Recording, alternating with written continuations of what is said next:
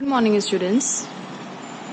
ये हमारे पास एक क्वेश्चन है, if the curvature of the lens changes how does it affect the focal length. ठीक है, तो ये समझाने से पहले ये देखिए, एक मैंने ये मोटा लेंस ले लिया इसका कर्वेचर, और ये एक मैंने पतला लेंस ले लिया है। ठीक है, इसका कर्वेचर पतला है, इसका कर्वेचर मोटा है। तो कर्वेचर की वजह से फोकल लेंथ कैसे चेंज होती है हमें ये देखना है। ठीक है, तो मैं आपको बता देती हूँ मैंने क्या है। ये मैंने कर्वेचर, ये मोटा लेंस है, ये देखिए ये मोटा लेंस है। इसमें प्रिंसिपल एक्सिस आप देख सकते हैं ये वाली है, इसमें भी प्रिंसिपल एक्सिस मैंने ले ली है। अब ठीक इतनी डिस्टेंस पे मैंने मेरी इंसिडेंट रे डाली है, ठीक उतने 1.5 यहाँ से भी और 1.5 यहाँ से भी। ठीक है, मैंने प्रिंसिपल एक्सिस, ये अपनी incident ray parallel to the principal axis, incident ray with the same distance from the principal axis, because हम जानते हैं कि अगर ray parallel to the principal axis है तो आफ्टर रिफ्रैक्शन फोकस पे मीट होनी चाहिए। ठीक है, अब मैंने इसमें क्या प्रोसीजर यूज़ किया है, ये देखिए मेरी लेट्स से ये मेरी प्रिंसिपल एक्सिस है और ये मेरी इंसिडेंट रे है यहाँ पे। ठीक है, अब देखिए यहाँ पे टेंजेंट आप ड्रॉ करिए, ये टेंजेंट मैं ड्रॉ कर देती हूँ। ठीक है, ये टेंजेंट। अब इस टेंजेंट पे अगर हम डी रखें, इस टेंजेंट पे हम अगर डी रखें ऐसे करके, तो हम 90 डिग्री बना पाएंगे। Let's say this is the 90 degree, है ना। तो ये मैंने 90 degree from the surface draw कर लिया, ये देखिए 90 डिग्री, ये एल शेप। ठीक है, और फिर मैंने इसका एंगल मेजर किया कि अब एंगल है कितना दोनों केसेस के अंदर। ठीक है, तो पहले मैंने याद रखिएगा, हाँ पहले प्रिंसिपल एक्सिस है, ये मेरी एक सर्टेन 1.5 डिस्टेंस पे मैंने अपने इनसे वो ले लिए इंसिडेंट रे, एक नॉर्मल यहाँ से ड्रॉ किया। ठीक है, मैंने पहले एक टेंजेंट ड्रॉ की है, उससे यहाँ पे डी रख के एक नॉर्मल ड्रॉ कर लिया। अब इस नॉर्मल से एंगल मेजर कर लूंगी कि एंगल बना कितना है। ठीक है, वही काम किया है। तो देखिए ये मेरी इंसिडेंट रे, अब यहाँ से मैंने एक टेंजेंट ड्रॉ की, देखिए ध्यान से, इस टेंजेंट पे अगर मैं ये रखूं डी,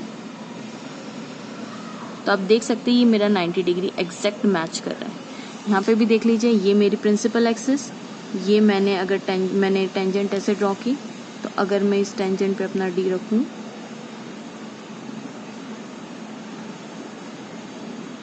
देखिए ये मेरा एग्जैक्ट 90 डिग्री। ठीक है, 90 डिग्री, तो ये 90 डिग्री 90, यानी ये देखिए ये एल शेप प्रॉपर बन रहा है, यानी 90 डिग्री है।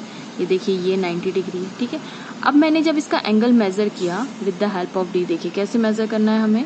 यहाँ पे आप नॉर्मल पे डी रखिए अपना, देखिए 50 डिग्री, ये देखिए एरो आपको दिख रहा होगा, ये 50 डिग्री, क्योंकि हर एंगल नॉर्मल से ही मेजर होता है।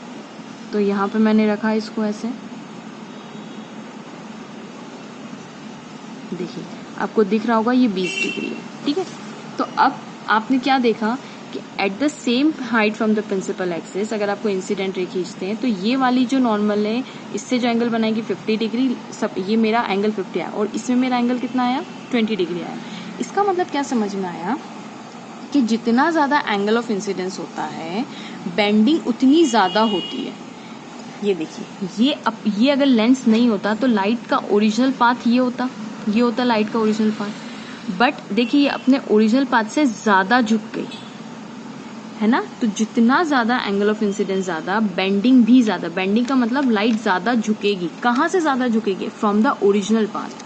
अब यहाँ पे देखिए इस वाली रे में देखिए ये सीधी सीधी ऐसे जा सकती थी ना, ये सीधी सीधी अगर लेंस नहीं होता, लेकिन देखिए अपने ओरिजिनल पाथ से ये देखिए ये अंदर गई, ये नॉर्मल है, देखिए ये आपको दिख रहा होगा, ये नॉर्मल, ये नॉर्मल, ये नॉर्मल, ये नॉर्मल आया, और देखिए लाइट ज्यादा नहीं झुकी, यानी अपने ओरिजिनल पाथ से लाइट बहुत ज्यादा नहीं झुकी है, बहुत ज्यादा डेविएट नहीं। इसमें देखिए ये ओरिजिनल पाथ से कितनी नीचे की तरफ झुक गई है, ये देखिए कितना नीचे झुकाव है, जबकि यहाँ पे इतना झुकाव नहीं है। ठीक है, तो हमें क्या समझना है, जितना एंगल ऑफ, यहाँ तक कि अगर आप सीधी भेज देंगे, अगर I = 0 ही कर देंगे, if angle of incidence is 0, ये 50 डिग्री है, यहाँ पे कर देंगे तो 0 ही हो जाएगा।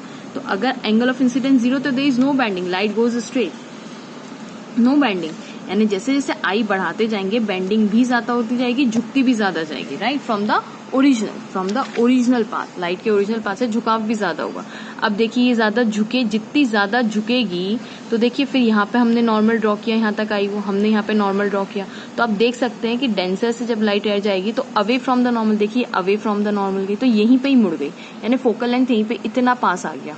जबकि यहाँ पे क्योंकि ये ज्यादा नहीं झुकी थी, अपने ओरिजिनल पाथ से ज्यादा डेविएट नहीं हुई थी। अब यहाँ पे अगर मैं नॉर्मल बनाऊं तो देखिए डेंसर टू रेयर, तो लाइट यहाँ तक जाएगी, यहाँ तक जाएगी, ठीक है, ज़्यादा डेविएशन नहीं हो लाइट, इसका मतलब कर्वेचर ज़्यादा होने से क्या हमें कंक्लूजन मिला, more the curvature of lens, जैसे थिक लेंस है ये, तो more the curvature of lens less is the focal length, ये देखिए उसकी फोकल लेंथ भी कम होगी, and more and less the curvature of the lens, ये देखिए लेस कर्वेचर है इसका, लेस यानी थिन लेंस भी बोल सकते हैं, तो more is the focal length, तो फोकल लेंथ भी ज़्यादा होगी, यानी देखिए लाइट यहाँ जाके कहीं मीट करेगी, ठीक है, अवे फ्रॉम द नॉर्थ, ये ऐसे नहीं जाएगी, ठीक है, ये ऐसे यहाँ तक जाएगी, ये यहीं पे आके मुड़ जाएगी, ठीक है।